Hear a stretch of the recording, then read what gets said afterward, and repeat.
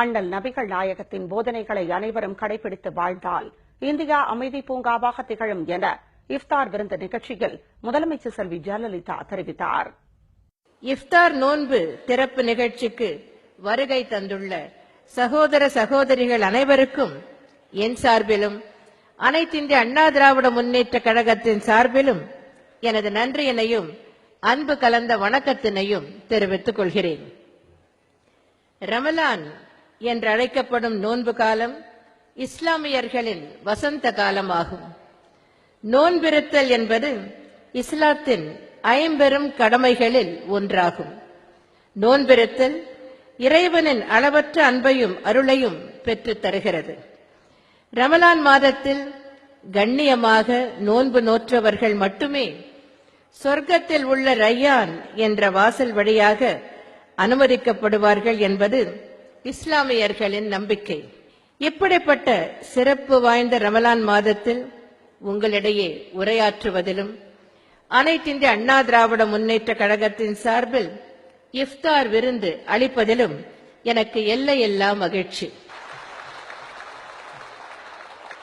இஸ்லாம் மார்க்கம் என்பது நல்வழி மார்க்கம் ஆகும். ஒற்றுமையுடன் இருப்பது, நல்ல காரியங்கள் செய்வது, தர்மம் செய்வது, சலாம் சொல்ல முந்திக் கொள்வது, இஸ்லாமியர் அல்லாதவர் என்று பாராமல் அனைவரிடத்திலும் அன்புடன் நடந்து கொள்வது, கோபத்தை அடக்குவது, மன்னிப்பது, சண்டை சச்சரவுகளை தீர்த்து வைப்பது போன்ற நற்பண்புகளை போதித்தவர் நபிகள் நாயகம் அவர்கள்.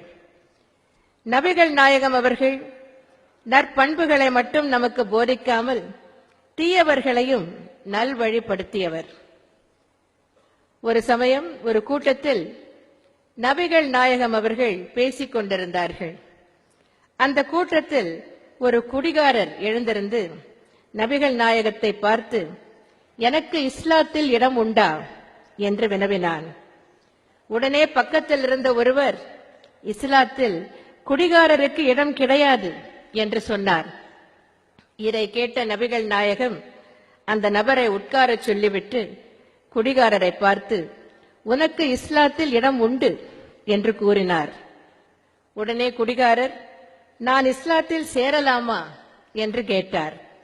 இதற்கு பதிலளித்த நபிகள் நாயகம் அவர்கள், கட்டாயம் சேரலாம், ஆனால் ஒரே ஒரு நிபந்தனை, இறைவனை தொழுகிற போது மட்டும் குடிக்கக்கூடாது என்று கூறினார். அந்த குடிகாரரும் அதற்கு சம்மதம் தெரிவித்தார். இஸ்லாத்தில் சேர்ந்தார். தொழுகைக்கு போகிற போது மட்டும் குடிக்க முடியாத நிலைமை அவருக்கு ஏற்பட்டது. சிறிது நாட்கள் கழித்து அந்த நபரை பார்த்த நபிகள் நாயகம் அவர்கள், காலையில் மட்டும் தொழுதால் போதாது, மாலையிலும் தொழ வேண்டும் என்று கூறினார். 2 வேளையும் தொழுகைக்கு போக ஆரம்பித்த அந்த நபர் 2 நேரமும் குடிக்காமல் இருந்தார். பின்னர் சிறிது நாட்கள் கழித்து மேலும் பகலிலும் ஒரு முறை தொழ வேண்டும், அந்தியிலும் ஒரு முறை தொழ வேண்டும் என்று அந்த நபரிடம் கூறினார் நபிகள் நாயகம். பின்னர் அந்த நபர் 5 வேளையும் தொழ ஆரம்பித்து விட்டார். அதனால் அவரால் நாள் முழுவதும் காலை முதல் மாலை வரை குடிக்க முடியாமல் போய்விட்டது.